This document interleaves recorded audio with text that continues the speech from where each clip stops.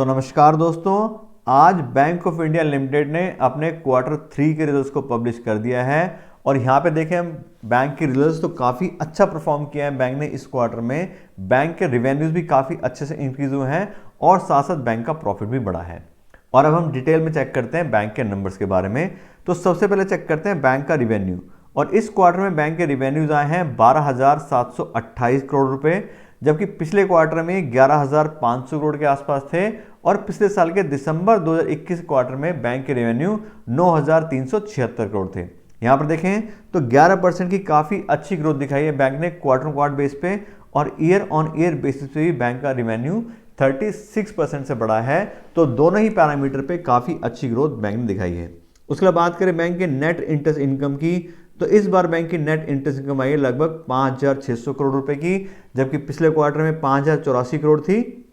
और पिछले साल के दिसंबर 2021 क्वार्टर में बैंक की नेट इंटरेस्ट इनकम 3,408 करोड़ थी। यहाँ पर देखें तो 10% की डबल डिजिट ग्रोथ आई है बैंक के नेट इंटरेस्ट इनकम में क्वार्टर बेस पे, और ईयर ऑन ईयर बेसिस पे भी बैंक की नेट इंटरेस्ट इनकम 64% से इंक्रीज हुई है।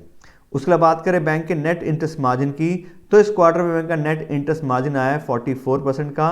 पिछले क्वार्टर में भी सेम 44% था, लेकिन पिछले साल के दिसंबर 2021 से कंपेयर करें तो उसमें 4% पॉइंट इंक्रीज हुआ है। सॉरी 8% पॉइंट इंक्रीज हुआ है, गलती से 4% लिख दिया है, ये 8% पॉइंट इंक्रीज हुआ है और काफ़ी अच्छी मार्जिन आई है, इसीलिए बैंक के नेट इंटरेस्ट इनकम भी इंक्रीज हुए हैं। ये मैं लिख देता हूँ यहाँ पे 8%। उसके बाद बात करें बैंक के नेट प्रॉफिट की, तो बैंक का इस क्वार्टर में नेट प्रॉफिट आया 1151 करोड़ रुपए का, जबकि पिछले क्वार्टर में 960 करोड़ था। और पिछले साल के दिसंबर 2021 क्वार्टर में बैंक का नेट प्रॉफिट 1027 करोड़ था। यहाँ पर हम इसको क्वार्टर बेस पे कंपेयर करें तो बैंक का नेट प्रॉफिट 20% से इंक्रीज हुआ है सिर्फ एक क्वार्टर के अंदर, और ईयर ऑन ईयर बेस पे भी देखें तो उसमें 12% इंक्रीज हुआ है।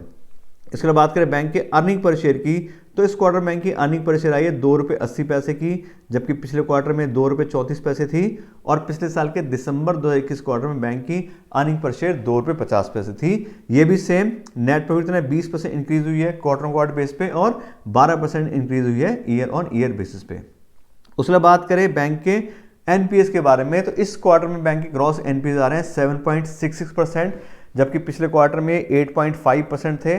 और पिछले साल के दिसंबर 2021 क्वार्टर में बैंक के ग्रॉस एनपीए 10.46% थे। यहाँ पर देखें तो क्वार्टर बेस पे भी और ईयर ऑन ईयर बेसिस पे भी, दोनों ही बेसिस पे बैंक के ग्रॉस एनपीएस कम हुए हैं।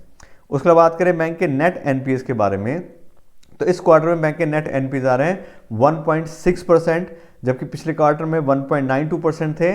लेकिन पिछले साल के दिसंबर 2021 क्वार्टर में बैंक के नेट एनपीएस 2.66% थे। यहाँ पे भी देखें तो क्वार्टर बेस पे भी और ईयर ऑन ईयर बेसिस पे भी बैंक के नेट एनपीएस कम हुए। लेकिन फिर भी मैं आपको बैंक के नेट एनपीएस में बताना चाहूँगा कि बैंक के काफ़ी हाई नेट एनपीएस हैं दूसरे बैंकों के कंपैरिजन में। 7%, 8.5%, पिछले दिसंबर में 10%, तो ये काफ़ी हाई अमाउंट है अगर हम इसको कंपेयर करते हैं दूसरे बैंकों से। तो ये इस बैंक का थोड़ा सा नेगेटिव पॉइंट है। उसके अलावा हम बात करते हैं बैंक की वैल्यूएशन के बारे में और आज के शेयर प्राइस के बारे में। आज की डेट में बैंक का जो शेयर प्राइस है वो 93 रुपीज़ के आसपास चल रहा है, अभी ट्रेडिंग चल रही है, थोड़ा ऊपर नीचे होता रहेगा। और इस शेयर प्राइस हिसाब से हम बात करें तो आज के दिन में ये बैंक एक अंडर वैल्यूड बैंक दिखाई देता है दूसरे बैंक के कंपेरिजन्स में। यहाँ पे देखें किस रीजन से हम इसको अंडर वैल्यूड बोल रहे हैं, तो इस बैंक का जो प्राइस बाय बुक वैल्यू है वो है 0.70 का, जबकि पूरे सेक्टर की अगर बात करें जो पब्लिक सेक्टर बैंक है उसका जो सेक्टर का प्राइस बाय बुक वैल्यू वो है 2.34। तो इस पैरामीटर से आप देखें तो बैंक जो है वो दूसरे बैंकों से सस्ता है इसकी कैटेगरी के अंदर। ऐसे ही अगर बैंक का प्राइस बाय अर्निंग रेशियो भी देखते हैं तो बैंक का प्राइस बाय अर्निंग रेशियो चल रहा है 12 का, जबकि अगर हम बात करें सेक्टर की तो जस्ट डबल की पीवाई पे भी जो है ये स्टॉक ट्रेड कर रहे हैं दूसरे बैंकों ने। 23 के आसपास पूरे सेक्टर का पीवाई है, लेकिन इस बैंक का पीवाई जो है वो 12 का है। तो दोनों ही पैरामीटर से हम बात करें तो प्राइस बाय बुक वैल्यू से भी और प्राइस बाय अर्निंग से भी ये बैंक एक अंडर वैल्यूड बैंक है।